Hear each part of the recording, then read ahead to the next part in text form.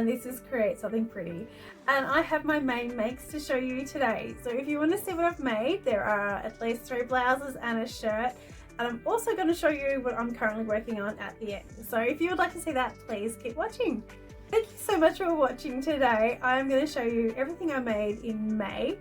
I didn't realize I had made so many items, so I was looking through my grid the other day and I was like, oh, I could do a makes video. So that's what I have for you today. I do love makes videos, so I hope you enjoy this as well.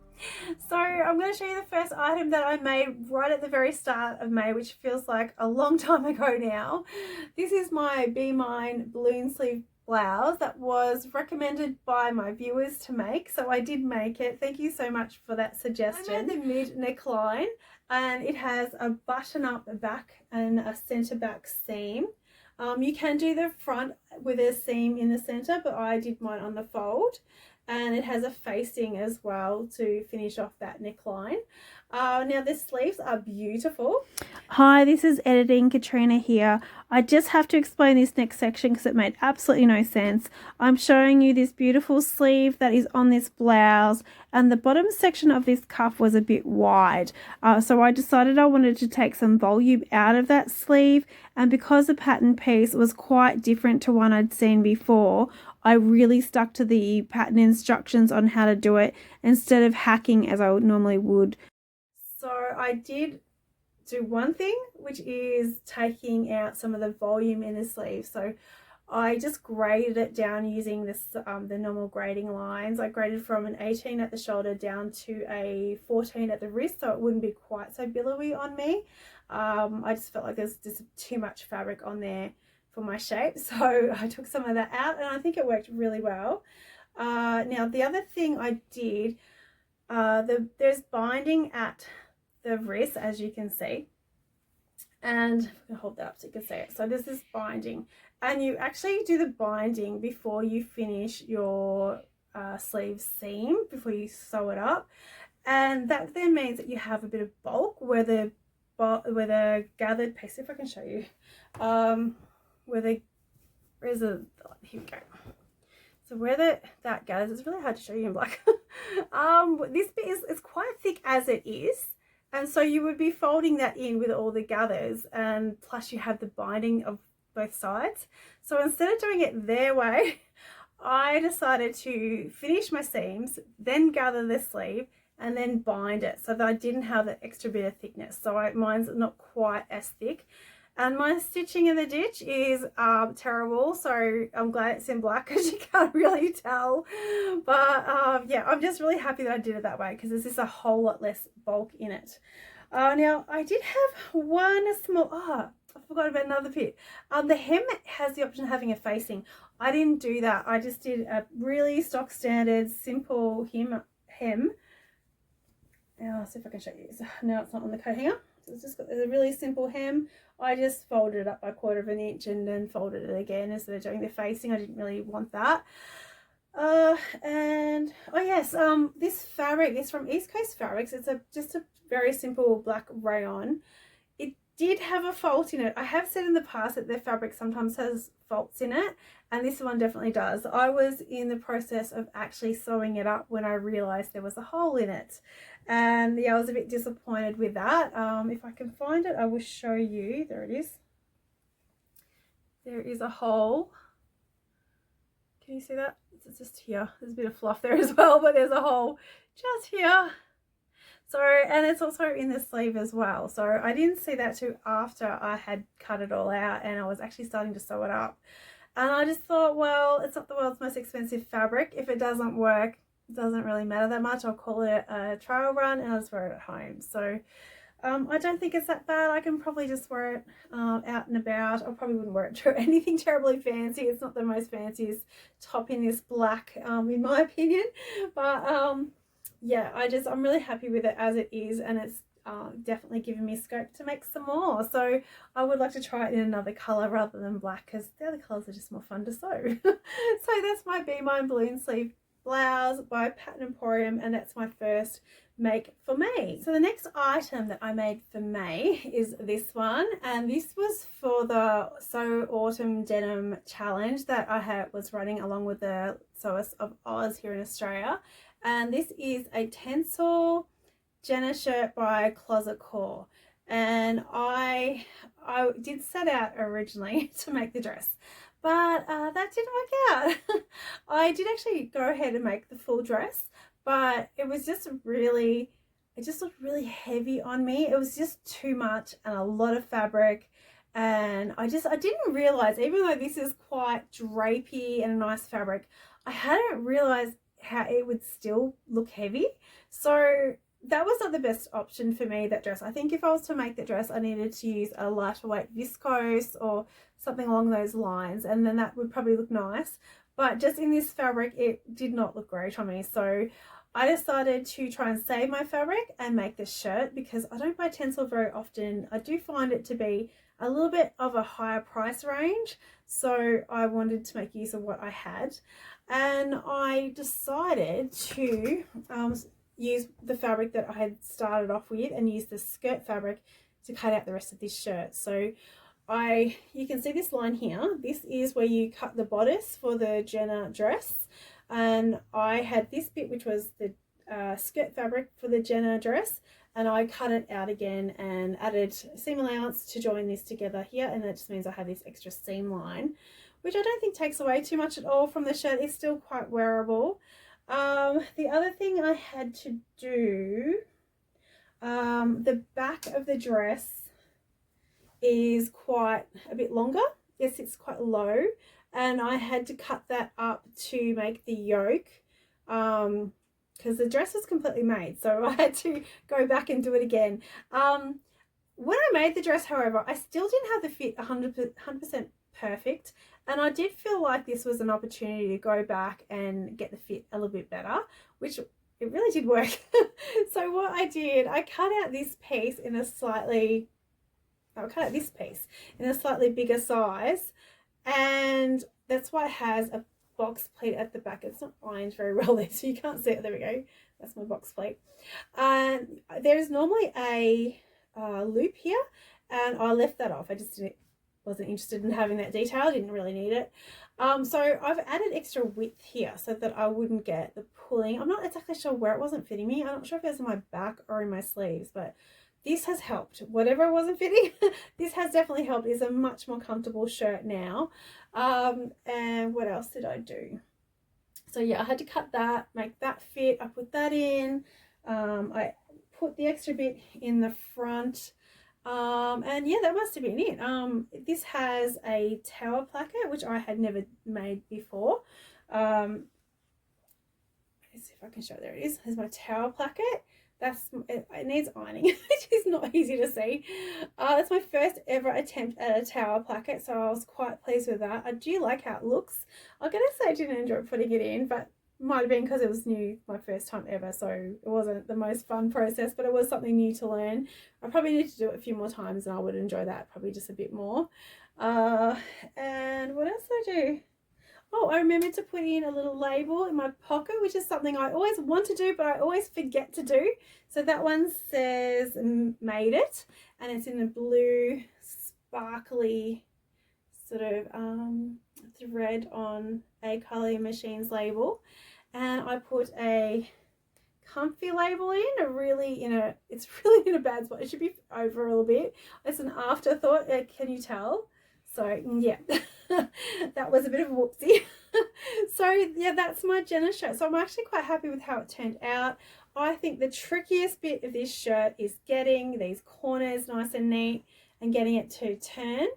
I found those corners so tricky, and I found myself using the iron to sort of, I stitched the corner first, so at the seam allowance, a 1/4 inch seam allowance. Then I used the iron to, not actually on it, but held it near it and tried to turn it to encourage the fabric to turn before I pressed it. So it was a bit of a process, and I kind of figured it out as I was going how to make that happen. So it was a little bit tricky. I still need to come back and neaten these corners, because I did have to, I graded it, and then I can't remember if I think I took it back in again because it was just too wide. So it's a bit messy on my sides here, so I still need to go to and iron that back and just stitch it down, just tidy it up a bit, but I've been wearing it regardless, so it hasn't really bothered me that much. So yeah, it's really nice to have an extra shirt. It's being a tencel, it's really comfortable. It's a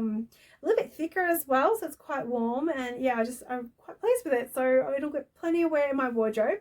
So that was the second make. That is the Closet Core Jenna shirt that I made for the So Autumn Denim Challenge. So that was my second make of May. The next item that I made during May was a Sew House 7 Remy Raglan blouse. So this is it, and this is using a very ditzy viscose crepe that I had picked up at Spotlight years ago. Probably, oh my goodness, like 3 years ago. It's quite a while ago. Now I have actually made another top, which I actually have here, using the exact same fabric, which is this one, and this is the Aria top by Chalk and Notch. Now when I made this, it normally has elastic in the bottom and elastic in the sleeves, but I found that it was pulling, and I think I needed to make it some fit adjustments, and I didn't quite get that right. And I decided to take it out, and I had this sitting in my wardrobe, and over the summer I have actually pulled it out and worn it a few times, so under things as it is. So yeah, I kind of like it, but I wasn't game to wear it by itself because it wasn't properly finished. So I really wanted to go back and make it again, like use this fabric again in another simple top. That is why I chose to make another top using this fabric. So that's why I made this one. But I also wanted to trial this shirt as well, because I want to make it out of another, a bit nicer sort of fabric. So I wanted to make the bishop sleeve add-on. I think when you buy the pattern, it's actually in the pattern now, whereas it didn't used to be. It used to be an add-on. So maybe I'll still get it separately. I'm not sure. I might have to have a look. So I wanted to do the rounded neckline, but instead I've gone ahead and decided to do the little one with a little keyhole opening and a little button at the top. I did that because I thought it might look better on me, though I'm a bit disappointed that I didn't do the one that I actually really wanted to do. I think it would have been better. I've made this a bit longer, and I just think this was the wrong fabric for this pattern. This was a trial run, but I didn't do the bishop sleeve. I did just the plain short sleeve, and this has a cuff, and you can barely see it. It's I can barely find it to show you. There we go. You can hardly see it because it's such a busy fabric, and also it's so drapey. It doesn't hold the cuff, so it sort of just moves. So I've really sewn it down to make it sit there. So it will get wear. It's not quite what I want it to be, and I'm a bit disappointed I didn't trial the rounded neck because I wanted to see how that looked before I use my good fabric. So yeah, so I'm gonna have to go back and trial the Remy Raglan again. I've actually made it 2 other times, and none of those have come out great because of fabric, the same reason. So I need to go back and make it using a nicer fabric to know that I'm gonna like it. So yeah, anyway, so at least I have a top with this fabric. I think I should have gone and used the Closet Core Cleo with this fabric, just a plain version of the Cleo. I think that's what I had in mind the whole time for this fabric every time I thought about using this fabric. So yeah, anyway, I will have to go ahead and make the Remy Raglan another time, a 4th time, just so I can figure it all out. But I really like how this does use binding on the neckline. I think that's really nice, and I think this will get lots of wear. My button, I've used a loop, just an elastic loop here instead of stitching it or making a proper fabric loop, and I thought it would work better, but it really hasn't. It really hasn't at all. So that is the next one that I made, and this is a Remy Raglan by Sew House 7, and I'm gonna have to go make it again. I'll probably use my nice fabric next time. So I'll show you the last thing that I made for the month of May. So the last item that I've made for the month of May is this one, and this is the True Bias Roscoe with the hacked button up front. And this hack is available, they do talk about it on the True Bias website, but the actual hack is on the Tazudi website. So I did go and check out the hack. There's not a lot of information there, I've got to say. The hack does also include adding extra volume to the sleeve, which I didn't do that at all. I just wanted that extra, the button up front. That's all I wanted. And I wanted to omit the ties because I've got two like that already. I didn't really need another one. So that is what I've done. And I really like the ruffle bit at the gathering at the neckline here. I just think that's really pretty. And then with the buttons, and I've just chosen really simple, basic buttons. I did actually go and buy some to finish this top off. And then I later found I already had some exactly the same in my stash. So I didn't need to go and make that trip at all. So anyway, so I'm really happy with it. I really like it. I like this fabric. This is from East Coast Fabrics as well. I think I bought a couple of different fabrics last year, and this is one that I was really looking forward to making. And the whole time that I bought it, I had envisioned something along the lines of this with a sort of gathered neckline. Now I did add length to this one, if I can show you. I wanted to be able to tuck it in and also have the options of wearing it out. So trying to find that sweet spot of what length to make it was a bit tricky. I think that's the one thing that I messed around with the most. Adding the button placket, that was simple. That was really surprisingly simple. All I did is cut it not on the fold, and added 2 inches to the front and cut an inch wide interfacing and put it on both sides, folded it back, and there's your placket. It was really, really simple. So of course, then buttonholes. I actually didn't have too much trouble putting these in, surprisingly. I was expecting trouble, and I think I had trouble with maybe one of them, but I caught it in time for it to not mess up. Like I just gave my machine a little nudge and it just went through. So I was really surprised. It doesn't always work that well. So I did that. Oh, and the other thing I did, I put my buttons on using my machine for the first time ever. I used to do that with an old machine that I had in the past, but my new machine in 10 years, I have never done it that way. And it was so easy and so much quicker. And even though I had to be a little bit careful to have my button in the right spot, because I don't have a proper button foot, as long as I had it in the right spot and I just hand wound it to make sure it was in the right place, it was fine. And then I just put my machine on the slowest speed, and then I used my foot to slowly make sure that went in and got the buttonhole all sewn on. So yeah, I'm really happy that I did that. So this is my True Bias Roscoe blouse hack version, and I recommend trying this hack. I really liked it. I think it's a really nice top. Yeah, I recommend it. I would definitely do this again. So that is the last item that I made for May. So I was actually quite surprised I had made so much. I think May has been my most prolific month in a long time. So it turns out just making whatever I feel like works for me. So yeah. So the next item that I would like to show you is one that I'm currently working on. I haven't been feeling very well this week. I think I had some sort of a sinusy cold thing. I don't know, because I have felt really horrible for a little bit and then I feel good. So I did a lot of knitting. I was really tired for at least 2 days this week, and I just did not feel up to getting up and sewing as much as I really wanted to. So I decided I would sit there and try and finish off my jumper as much as possible. And I'm working on the Knitatude Easy Eyelet Yoke sweater, which is this one. And I have done so much knitting. It's really long now. I'm hoping to fold it up and under, and I'm literally, as of this morning, casting it off. So I'm quite excited about that. So I did it's got this ribbing at the top, and it has matching ribbing at the bottom. If I can make it so you can see that. I'll make sure you can see it. There we go.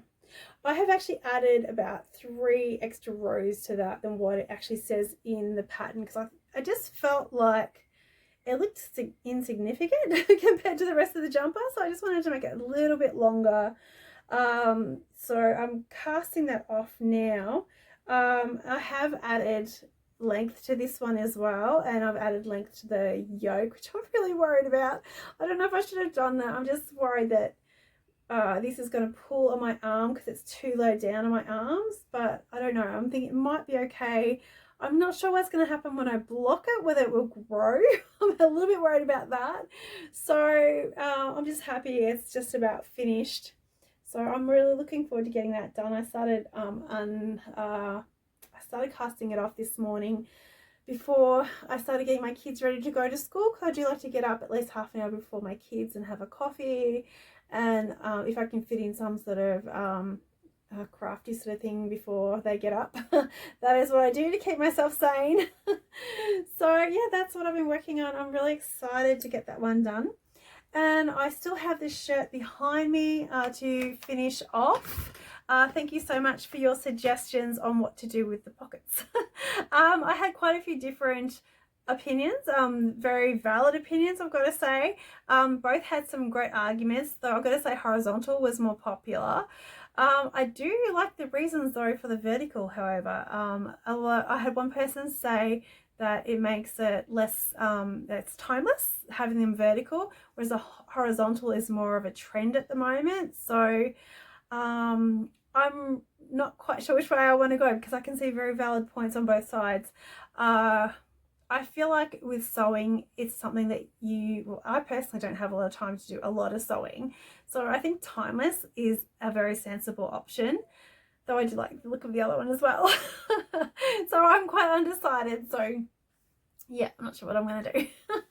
So yeah, thank you so much for all your ideas. It was really, really helpful. It was really good to see. Yeah, so I hope you enjoyed today's video. Before I go, I want to let you know that there is a new YouTuber, and she's Australian, and her name is Rebecca. I'll put the name of her channel on the screen. I can't remember the name of her channel. Something seamstress. She's from the Blue Mountains in New South Wales, and I spent those days knitting, watching her channel. I watched every single video, and I think she's amazing. I really, really like her channel. I think she'll become one of my regular YouTubers that I watch every week. So definitely check out her channel. So I hope you had a lovely week and have had lots of success in your sewing. Next week I'll be back with another video. And if you did like this one, I'd love it if you'd give me a thumbs up. If you're not yet subscribed, please subscribe and hit the bell icon if you want to know when my next video is out. Now, I never mention this, but I do have a Ko-fi account. I just thought I should let you know, because I always forget to mention it. If you want to buy me coffee, I think it's like $5. I haven't looked at it in such a long time. I don't actually do these videos for that reason, but if you wanted to for some reason buy me a coffee, I would love it if you would do that. It would absolutely make my day. I'll link all that down below so that you can do that. So thank you so much for watching. I'll be back here again next week with another video. Thanks so much. Bye.